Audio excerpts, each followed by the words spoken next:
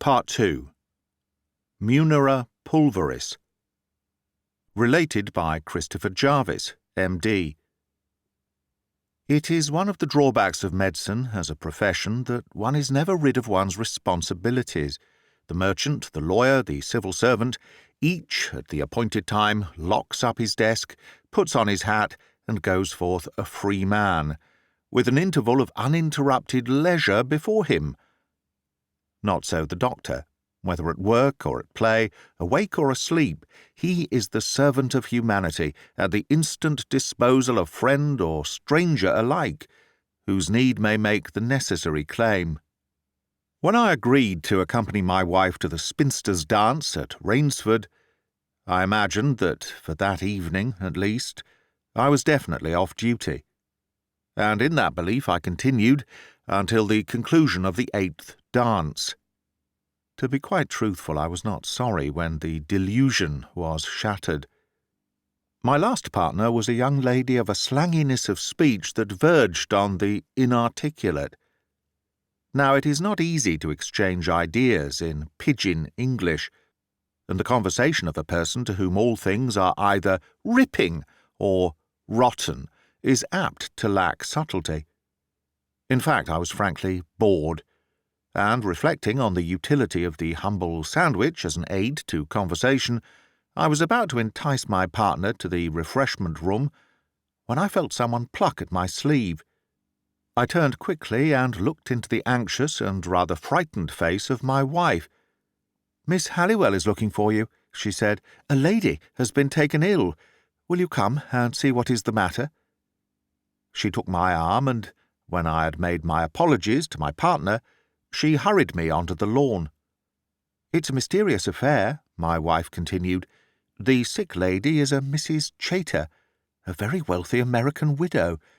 Edith Halliwell and Major Podbury found her lying in the shrubbery, all alone, and unable to give an account of herself. Poor Edith is dreadfully upset. She doesn't know what to think." "What do you mean?" I began. But at this moment Miss Halliwell, who was waiting by an ivy-covered rustic arch, espied us and ran forward. "Oh, do hurry, please, Dr. Jarvis," she exclaimed. "Such a shocking thing has happened. Has Juliet told you?" Without waiting for an answer, she darted through the arch and preceded us along a narrow path at the curious, flat-footed, shambling trot common to most adult women. Presently we descended a flight of rustic steps which brought us to a seat, from whence extended a straight path, cut like a miniature terrace on a steep slope, with a high bank rising to the right and declivity falling away to the left. Down in the hollow, his head and shoulders appearing above the bushes, was a man, holding in his hand a fairy lamp that he had apparently taken down from a tree. I climbed down to him, and as I came round the bushes, I perceived a richly dressed woman lying huddled on the ground. She was not completely insensible, for she moved slightly at my approach, muttering a few words in thick, indistinct accents. I took the lamp from the man, whom I assumed to be Major Podbury, and as he delivered it to me with a significant glance and a faint lift of the eyebrows, I understood Miss Halliwell's agitation. Indeed, for one horrible moment I thought that she was right, that the prostrate woman was intoxicated.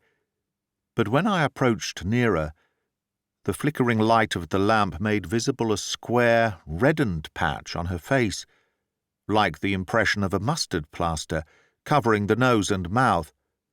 And then I scented mischief of a more serious kind. "We had better carry her up to the seat," I said, handing the lamp to Miss Halliwell. "Then we can consider moving her to the house." The Major and I lifted the helpless woman and, having climbed cautiously up to the path, laid her on the seat. "What is it, Dr. Jarvis?" Miss Halliwell whispered. "I can't say at the moment," I replied, "but it's not what you feared." "Thank God for that," was her fervent rejoinder. "It would have been a shocking scandal." I took the dim lamp and once more bent over the half-conscious woman. Her appearance puzzled me not a little. She looked like a person recovering from an anaesthetic. but the square red patch on her face, recalling as it did the Burke murders, rather suggested suffocation. As I was thus reflecting, the light of the lamp fell on a white object lying on the ground behind the seat, and holding the lamp forward, I saw that it was a square pad of cotton wool. The coincidence of its shape and size with that of the red patch on the woman's face instantly struck me, and I stooped down to pick it up. And then I saw lying under the seat a small bottle. This also I picked up and held in the lamplight. It was a 1-ounce phial, quite empty, and was labelled methylated chloroform. Here seemed to be a complete explanation of the thick utterance and drunken aspect, but it was an explanation that required in its turn to be explained. Obviously no robbery had been committed, for the woman literally glittered with diamonds. Equally obviously she had not administered the chloroform to herself. There was nothing for it but to carry her indoors and await her further recovery, so, with the Major's help, we conveyed her through the shrubbery and kitchen garden to a side door, and deposited her on a sofa in a half-furnished room. Here, under the influence of water dabbed on her face and a plentiful use of smelling salts, she quickly revived, and was soon able to give an intelligible account of herself. The chloroform and cotton wool were her own. She had used them for an aching tooth, and she was sitting alone on the seat with the bottle and wool beside her when the incomprehensible thing had happened. Without a moment's warning, a hand had come from behind her and pressed the pad of wool over her nose and mouth. The wool was saturated with chloroform, and she had lost consciousness almost immediately. "You didn't see the person, then?" I asked. "No, but I know he was in evening dress because I felt my head against his shirt front." "Then," said I, "he is either here still, or he has been to the cloakroom. He couldn't have left the place without an overcoat." "No, by Jove!" exclaimed the Major. "That's true. I'll go and make inquiries." He strode away, all agog, and I, having satisfied myself that Mrs. Chater could be left safely, followed him almost immediately. I made my way straight to the cloakroom, and here I found the Major and 1 or 2 of his brother officers putting on their coats in a flutter of gleeful excitement. "He's gone," said Podbury, struggling frantically into his overcoat. "Went off nearly an hour ago on a bicycle. Seemed in a deuce of a stew, the attendant says, and no wonder. We're going after him in our car. Care to join the hunt?" "No, thanks. I must stay with the patient. But how do you know you're after the right man?" "Isn't any other. Only one Johnny's left. Besides, here, confound it, you've given me the wrong coat." He tore off the garment and handed it back to the attendant, who regarded it with an expression of dismay. "Are you sure, sir?" he asked. "Perfectly," said the Major. "Come, hurry up, my man." "I'm afraid, sir," said the attendant, "that the gentleman who has gone has taken your coat. They were on the same peg, I know. I am very sorry, sir." The Major was speechless with wrath. What the devil was the good of being sorry, and how the deuce was he to get his coat back? "But," I interposed, "if the stranger has got your coat, then this coat must be his." "I know," said Podbury, "but I don't want his beastly coat." "No," I replied, "but it may be useful for identification." This appeared to afford the bereaved officer little consolation, but as the car was now ready, he bustled away, and I, having directed the man to put the coat away in a safe place, went back to my patient. Mrs. Chater was by now fairly recovered, and had developed a highly vindictive interest in her late assailant. She even went so far as to regret that he had not taken at least some of her diamonds, so that robbery might have been added to the charge of attempted murder, and expressed the earnest hope that the officers would not be foolishly gentle in their treatment of him when they caught him. "By the way, Dr. Jarvis," said Miss Halliwell, "I think I ought to mention a rather curious thing that happened in connection with this dance. We received an acceptance from a Mr. Harrington Bailey, who wrote from the Hotel Cecil. Now I am certain that no such name was proposed by any of the spinsters." "But didn't you ask them?" I inquired. "Well, the fact is," she replied, "that one of them, Miss Waters, had to go abroad suddenly, and we had not got her address, and as it was possible that she might have invited him, I did not like to move in the matter. I am very sorry I didn't now. We may have let in a regular criminal, though why he should have wanted to murder Mrs. Chater I cannot imagine." It was certainly a mysterious affair, and the mystery was in no wise dispelled by the return of the search party an hour later.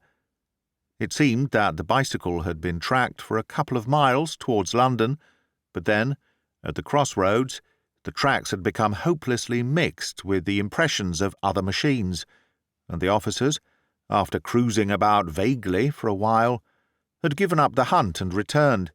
"You see, Mrs. Chater," Major Podbury explained apologetically, "the fellow must have had a good hour's start, and that would have brought him pretty close to London."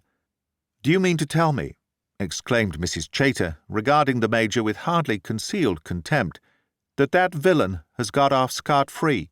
"Looks rather like it," replied Podbury, "but if I were you, I should get the man's description from the attendants who saw him, and go up to Scotland Yard tomorrow. They may know the Johnny there, and they may even recognise the coat, if you take it with you." "That doesn't seem very likely," said Mrs. Chater, and it certainly did not. But since no better plan could be suggested, the lady decided to adopt it, and I supposed that I had heard the last of the matter. In this, however, I was mistaken. On the following day, just before noon, as I was drowsily considering the points in a brief dealing with a question of survivorship, while Thorndyke drafted his weekly lecture, a smart rat-tat at the door of our chambers announced a visitor. I rose, wearily, I had had only 4 hours' sleep, and opened the door, whereupon there sailed into the room no less a person than Mrs. Chater, followed by Superintendent Miller, with a grin on his face and a brown paper parcel under his arm. The lady was not in the best of tempers, though wonderfully lively and alert, considering the severe shock that she had suffered so recently, and her disapproval of Miller was frankly obvious. "Dr. Jarvis has probably told you about the attempt to murder me last night," she said, when I had introduced her to my colleague. "Well now, will you believe it? I have been to the police, I have given them a description of the murderous villain, and I have even shown them the very coat that he wore, and they tell me that nothing can be done, that, in short, this scoundrel must be allowed to go his way free and unmolested." "You will observe, Doctor," said Miller, "that this lady has given us a description that would apply to 50% of the middle-class men of the United Kingdom, and has shown us a coat without a single identifying mark of any kind on it, and expects us to lay our hands on the owner without a solitary clue to guide us. Now, we are not sorcerers at the Yard, we're only policemen, so I have taken the liberty of referring Mrs. Chater to you." He grinned maliciously and laid the parcel on the table. "And what do you want me to do?" Thorndyke asked quietly. "Why, sir," said Miller, "there is a coat. In the pockets were a pair of gloves, a muffler, a box of matches, a tram ticket, and a Yale key. Mrs. Chater would like to know whose coat it is." He untied the parcel with his eye cocked at our rather disconcerted client, and Thorndyke watched him with a faint smile. "This is very kind of you, Miller," said he, "but I think a clairvoyant would be more to your purpose." The superintendent instantly dropped his facetious manner. "Seriously, sir," he said, "I should be glad if you would take a look at the coat. We have absolutely nothing to go on. And yet we don't want to give up the case. I've gone through it most thoroughly and can't find any clue to guide us. Now, I know that nothing escapes you, and perhaps you might notice something that I have overlooked, something that would give us a hint where to start on our inquiry. Couldn't you turn the microscope on it, for instance?" he added, with a deprecating smile. Thorndyke reflected with an inquisitive eye on the coat. I saw that the problem was not without its attractions to him, and when the lady seconded Miller's request with persuasive eagerness, the inevitable consequence followed. "Very well," he said. "Leave the coat with me for an hour or so, and I will look it over. I'm afraid there is not the remotest chance of our learning anything from it, but even so, the examination will have done no harm. Come back at 2 o'clock. I shall be ready to report my failure by then." He bowed our visitors out and, returning to the table, looked down with a quizzical smile on the coat and a large official envelope containing articles from the pockets. "And what does my learned brother suggest?" he asked, looking up at me. "I should look at the tram ticket first," I replied, "and then, well, Miller's suggestion wasn't such a bad one, to explore the surface with the microscope. I think we will take the latter measure first," said he. "The tram ticket might create a misleading bias. A man may take a tram anywhere, whereas the indoor dust on a man's coat appertains mostly to a definite locality." "Yes," I replied, "but the information that it yields is excessively vague." "That is true," he agreed, taking up the coat and envelope to carry them to the laboratory. "And yet, you know, Jarvis, as I've often pointed out, the evidential value of dust is apt to be underestimated. The naked eye appearances, which are the normal appearances, are misleading. Gather the dust, say, from a tabletop, and what have you? A fine powder of a characterless grey, just like any other dust from any other tabletop.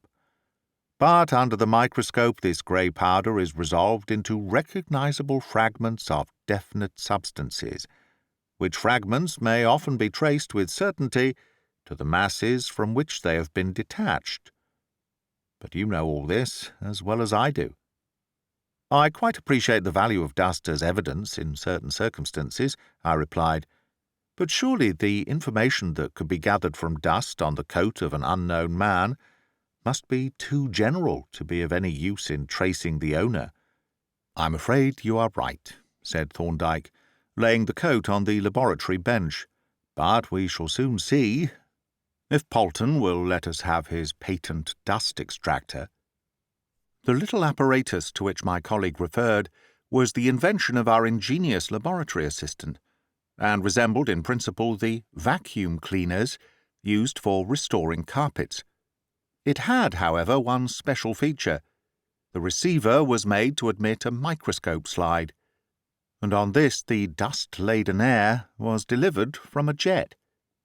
The extractor, having been clamped to the bench by its proud inventor, and a wetted slide introduced into the receiver, Thorndyke applied the nozzle of the instrument to the collar of the coat, while Polton worked the pump.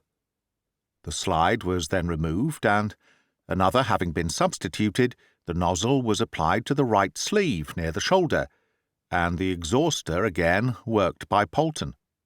By repeating this process, 6 slides were obtained, charged with dust from different parts of the garment, and then, setting up our respective microscopes, we proceeded to examine the samples. A very brief inspection showed me that this dust contained matter not usually met with, at any rate in appreciable quantities. There were, of course, the usual fragments of wool, cotton, and other fibres derived from clothing and furniture, particles of straw, husk, hair, various mineral particles, and, in fact, the ordinary constituents of dust from clothing. But in addition to these, and in much greater quantity, were a number of other bodies, mostly of vegetable origin, and presenting well-defined characters in considerable variety, and especially abundant were various starch granules. I glanced at Thorndyke, and observed he was already busy with a pencil and a slip of paper, apparently making a list of the objects visible in the field of the microscope. I hastened to follow his example, and for a time we worked on in silence. At length my colleague leaned back in his chair and read over his list. "This is a highly interesting collection, Jarvis," he remarked. What do you find on your slides out of the ordinary?" "I have quite a little museum here," I replied, referring to my list. "There is, of course, chalk from the road at Rainsford. In addition to this, I find various starches, principally wheat and rice, especially rice, fragments of the cortices of several seeds, several different stone cells, some yellow masses that look like turmeric, black pepper resin cells, one port wine pimento cell, and one or two particles of graphite." "Graphite?" exclaimed Thorndyke. "I've found no graphite, but I have found traces of cocoa, spiral vessels and starch grains, and of hops, one fragment of leaf and several lupulin glands. May I see the graphite?" I passed him the slide, and he examined it with keen interest. "Yes," he said, "this is undoubtedly graphite, and no less than 6 particles of it. We had better go over the coat systematically. You see the importance of this?" "I see that this is evidently factory dust, and that it may fix a locality, but I don't see that it will carry us any farther." "Don't forget that we have a touchstone," said he. And as I raised my eyebrows inquiringly, he added, "The Yale latchkey. If we can narrow the locality down sufficiently, Miller can make a tour of the front doors." "But can we?" I asked incredulously. "I doubt it." "We can try," answered Thorndyke. "Evidently some of the substances are distributed over the entire coat, inside and out, while others, such as the graphite, are present only on certain parts.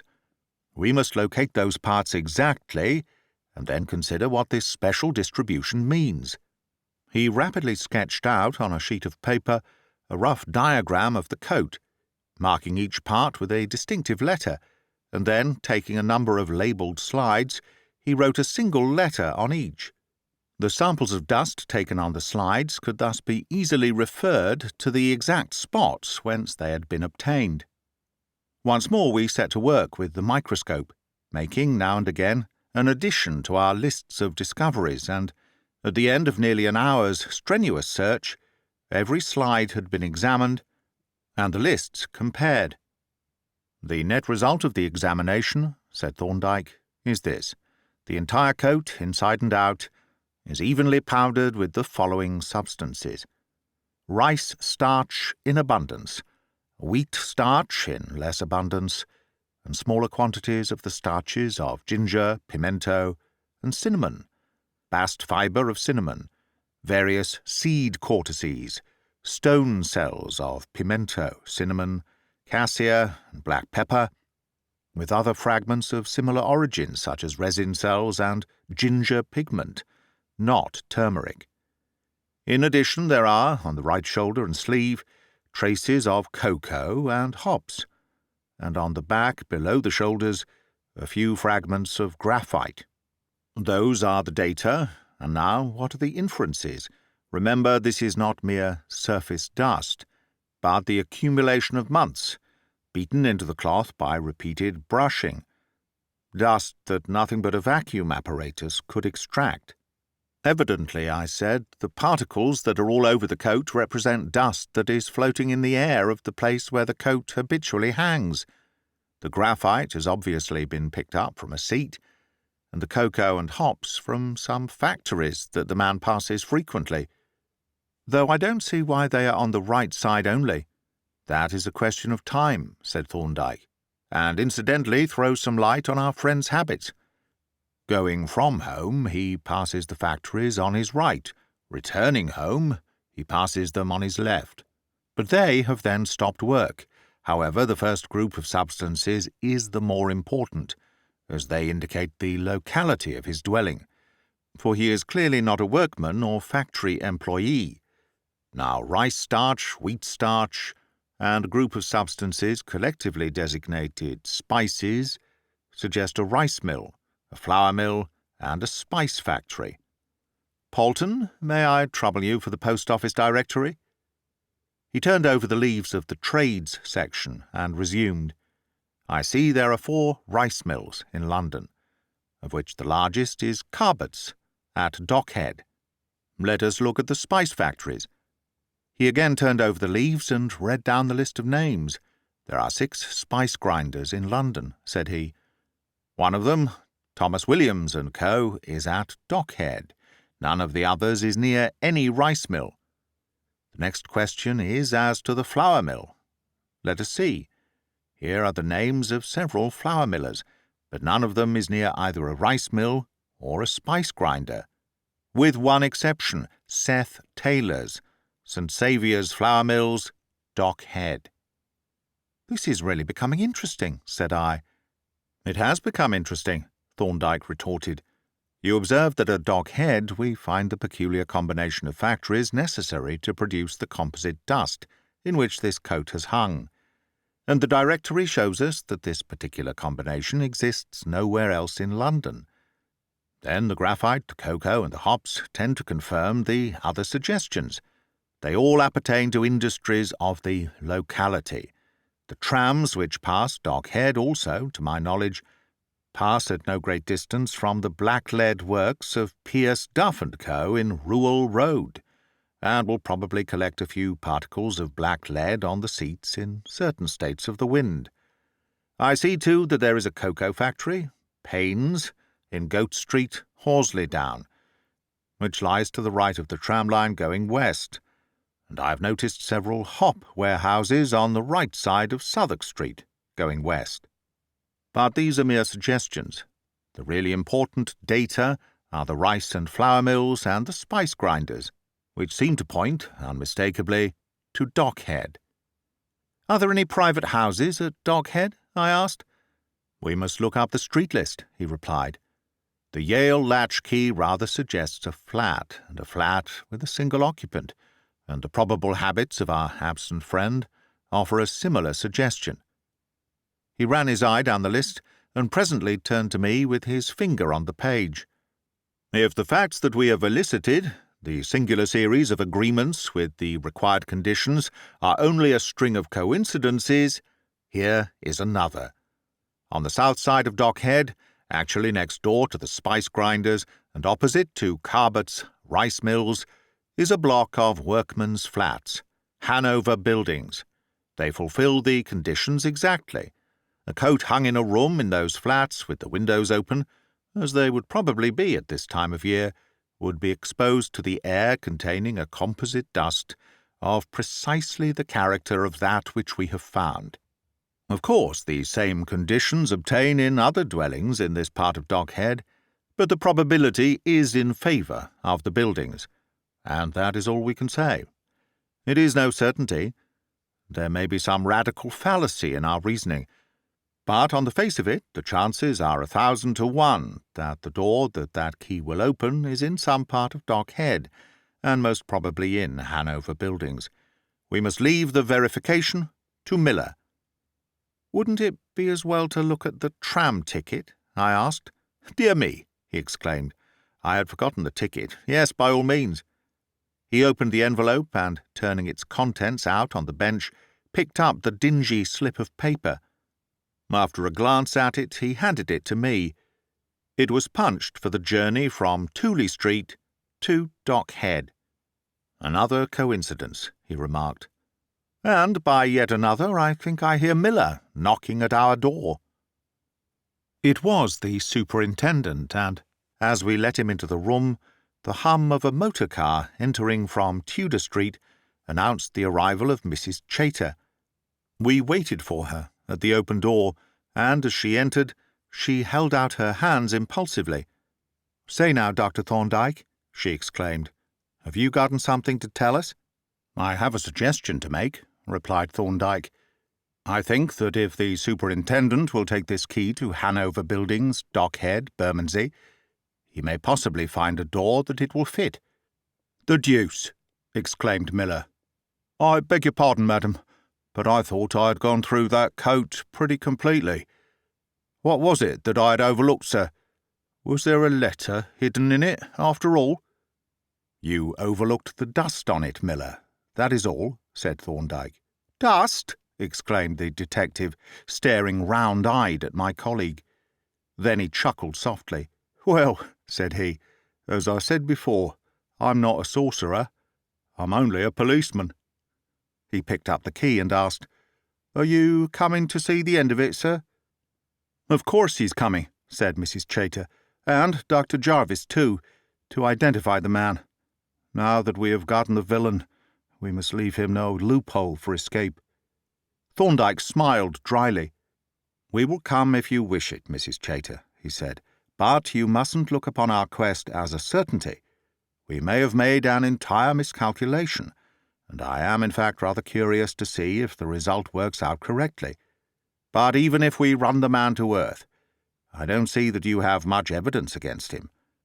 The most that you can prove is that he was at the house and that he left hurriedly." Mrs. Chater regarded my colleague for a moment in scornful silence and then, gathering up her skirts, stalked out of the room.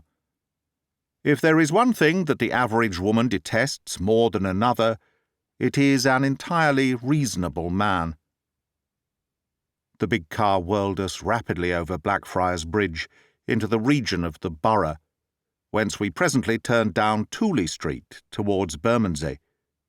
As soon as Dockhead came into view, the detective, Thorndyke, and I alighted and proceeded on foot, leaving our client, who was now closely veiled, to follow at a little distance in the car. Opposite the head of St. Saviour's Dock, Thorndyke halted and, looking over the wall, drew my attention to the snowy powder that had lodged on every projection of the backs of the tall buildings and on the decks of the barges that were loading with flour and ground rice. Then, crossing the road, he pointed to the wooden lantern above the roof of the spiceworks, the louvres of which were covered with greyish-buff dust. "Thus," he moralised, "does commerce subserve the ends of justice. At least we hope it does," he added quickly, as Miller disappeared into the semi-basement of the buildings. We met the detective, returning from his quest as we entered the building. "No go there," was his report. "We'll try the next floor." This was the ground floor, or it might be considered the first floor. At any rate, it yielded nothing of interest, and, after a glance at the doors that opened on the landing, he strode briskly up the stone stairs. The next floor was equally unrewarding, for our eager inspection disclosed nothing but the gaping keyhole associated with the common type of night latch. "What name was you wanting?" inquired a dusty knight of industry, who emerged from one of the flats. "Muggs," replied Miller, with admirable promptness. "Don't know him," said the workman. "I expect it's farther up." Farther up we accordingly went, but still from each door the artless grin of the invariable keyhole saluted us with depressing monotony. I began to grow uneasy, and when the fourth floor had been explored with no better result, my anxiety became acute. A mare's nest may be an interesting curiosity, but it brings no kudos to its discoverer. "I suppose you haven't made any mistake, sir," said Miller, stopping to wipe his brow. "It's quite likely that I have," replied Thorndyke with unmoved composure. "I only proposed this search as a tentative proceeding, you know." The superintendent grunted. He was accustomed, as was I too for that matter, to regard Thorndyke's tentative suggestions as equal to another man's certainties. "It will be an awful suck-in for Mrs. Chater if we don't find him after all," he growled as we climbed up the last flight. "She's counted her chickens to a feather." He paused at the head of the stairs and stood for a few moments looking round the landing. Suddenly he turned eagerly and, laying his hand on Thorndyke's arm, pointed to a door in the farthest corner. "Yale lock," he whispered impressively. We followed him silently as he stole on tiptoe across the landing, and watched him as he stood for an instant with the key in his hand, looking gloatingly at the brass disc. We saw him softly apply the nose of the fluted key-blade to the crooked slit in the cylinder, and, as we watched, it slid noiselessly up to the shoulder. The detective looked round with a grin of triumph, and silently withdrawing the key, stepped back to us, "You've run him to earth, sir," he whispered. "But I don't think Mr. Fox is at home. He can't have got back yet." "Why not?" asked Thorndyke. Miller waved his hands towards the door. "Nothing has been disturbed," he replied. "There's not a mark on the paint. Now, he hadn't got the key, and you can't pick a Yale lock. He'd have to break in. And he hasn't broken in." Thorndyke stepped up to the door and softly pushed in the flap of the letter slit, through which he looked into the flat. "There's no letterbox," said he. "My dear Miller, I would undertake to open that door in 5 minutes with a foot of wire and a bit of resined string." Miller shook his head and grinned once more. "I'm glad you're not on the lay, sir. You'd be one too many for us. Shall we signal to the lady?" I went out onto the gallery and looked down at the waiting car. Mrs. Chater was staring intently up at the building, and the little crowd that the car had collected stared alternately at the lady and at the object of her regard. I wiped my face with my handkerchief, the signal agreed upon, and she instantly sprang out of the car, and in an incredibly short time she appeared on the landing, purple and gasping, but with the fire of battle flashing from her eyes. "We've found his flat, madam," said Miller, "and we're going to enter. You're not intending to offer any violence, I hope," he added, noting with some uneasiness the lady's ferocious expression. "Of course I'm not," replied Mrs. Chater. "In the States, ladies don't have to avenge insults themselves. If you were American men, you'd hang the ruffian from his own bedpost." "We're not American men, madam," said the superintendent stiffly. "We are law-abiding Englishmen, and moreover we are all officers of the law. These gentlemen are barristers, and I am a police officer." With this preliminary caution, he once more inserted the key, and as he turned it and pushed the door open, we all followed him into the sitting-room. "I told you so, sir," said Miller, softly shutting the door. "He hasn't come back yet." Apparently he was right. At any rate, there was no one in the flat, and we proceeded unopposed on our tour of inspection. It was a miserable spectacle, and as we wandered from one squalid room to another, a feeling of pity for the starving wretch into whose lair we were intruding stole over me, and began almost to mitigate the hideousness of his crime. On all sides, poverty, utter, grinding poverty, stared us in the face. It looked at us hollow-eyed in the wretched sitting-room, with its bare floor, its solitary chair and tiny deal table, its unfurnished walls and windows destitute of blind or curtain. A piece of Dutch cheese rind on the table, scraped to the thinness of paper, whispered of starvation. A famine lurked in the gaping cupboard, in the empty bread tin, in the tea caddy with its pinch of dust at the bottom, in the jam jar wiped clean, as a few crumbs testified, with a crust of bread. There was not enough food in the place to furnish a meal for a healthy mouse. The bedroom told the same tale, but with a curious variation. A miserable truckle bed with a straw mattress and a cheap jute rug for bedclothes. An orange case stood on end for a dressing table, and another, bearing a tin washing bowl, formed the wretched furniture. But the suit that hung from a couple of nails was well cut, and even fashionable, though shabby. And another suit lay on the floor, neatly folded and covered with a newspaper, and most incongruous of all, a silver cigarette case reposed on the dressing-table. "Why on earth does this fellow starve?" I exclaimed, "when he has a silver case to pawn?" "Wouldn't do," said Miller. "A man doesn't pawn the implements of his trade." Mrs. Chater, who had been staring about her with the mute amazement of a wealthy woman confronted for the first time with abject poverty, turned suddenly to the superintendent, "This can't be the man," she exclaimed. "You have made some mistake. This poor creature could never have made his way into a house like Willowdale." Thorndyke lifted the newspaper. Beneath it was a dress suit, with the shirt, collar and tie all carefully smoothed out and folded. Thorndyke unfolded the shirt and pointed to the curiously crumpled front. Suddenly he brought it close to his eye, and then, from the sham diamond stud, he drew a single hair. A woman's hair.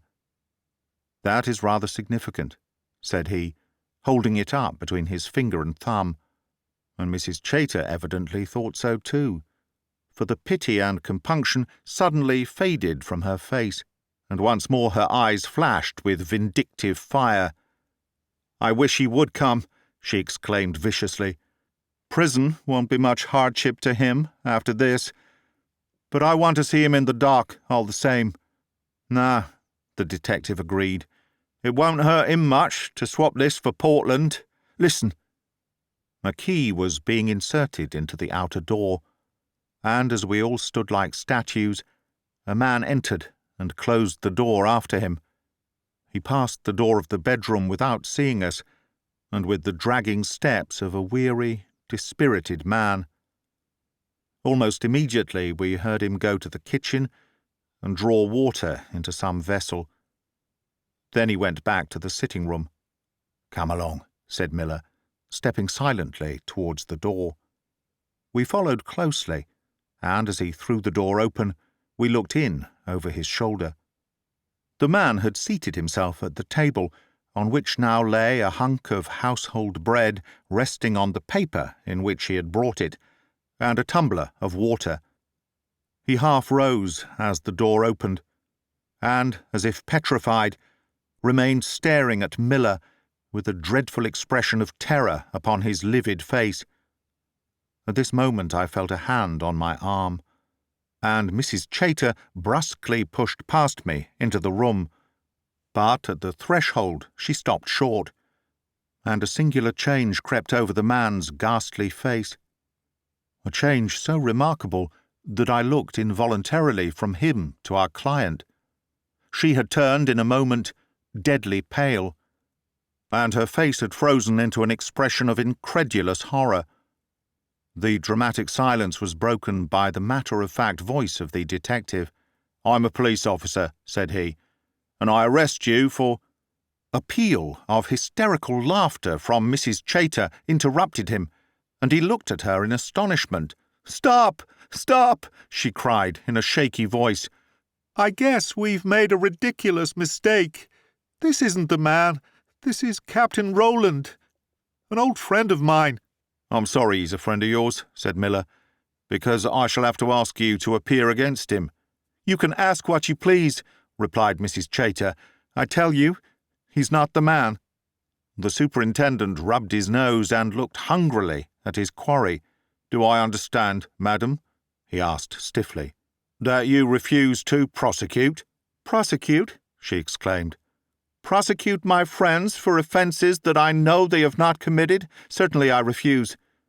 The superintendent looked at Thorndyke, but my colleague's countenance had congealed into a state of absolute immobility, and was as devoid of expression as the face of a Dutch clock. "Very well," said Miller, looking sourly at his watch. "Then we have had our trouble for nothing. I wish you good afternoon, madam."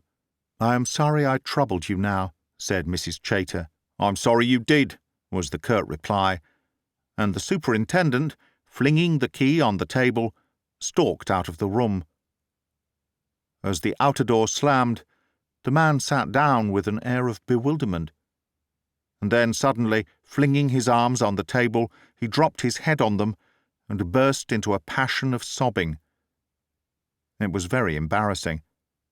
With one accord, Thorndyke and I turned to go, but Mrs. Chater motioned us to stay. Stepping over to the man, she touched him lightly on the arm. "Why did you do it?" she asked, in a tone of gentle reproach. The man sat up and flung out one arm in an eloquent gesture that comprehended the miserable room and the yawning cupboard. "It was the temptation of a moment," he said. "I was penniless, and those accursed diamonds were thrust in my face.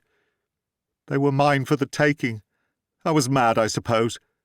"But why didn't you take them?" she said. "Why didn't you?" "I don't know. The madness passed, and then, when I saw you lying there, oh, God, why don't you give me up to the police?" He laid his head down and sobbed afresh. Mrs. Chater bent over him with tears standing in her pretty grey eyes. "But tell me," she said, "why didn't you take the diamonds? You could if you'd liked, I suppose." "What good were they to me?" he demanded passionately. "What did anything matter to me? I thought you were dead." "Well, I'm not, you see," she said, with a rather tearful smile. "I'm just as well as an old woman like me can expect to be. And I want your address, so that I can write and give you some good advice." The man sat up and produced a shabby card case from his pocket, and as he took out a number of cards and spread them out like the hand of a whist player, I caught a twinkle in Thorndyke's eye. "My name is Augustus Bailey," said the man.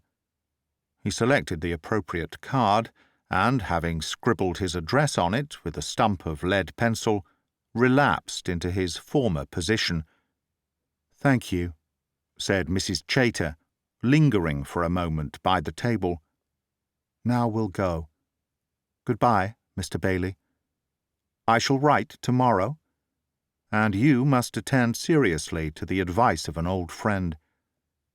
I held open the door for her to pass out, and looked back before I turned to follow. Bailey still sat sobbing quietly, with his hand resting on his arms, and a little pile of gold stood on the corner of the table. "I expect, Doctor," said Mrs. Chater, as Thorndyke handed her into the car, "you've written me down a sentimental fool." Thorndyke looked at her with an unwonted softening of his rather severe face, and answered quietly, "It is written, 'Blessed are the merciful.'"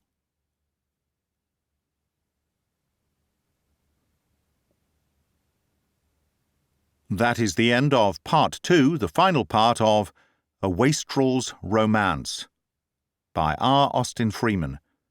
Read by Greg Wagland for Magpie Audio, 2025. Thank you very much for listening, and please subscribe, like, comment, all those good and yet infuriating things. Thank you.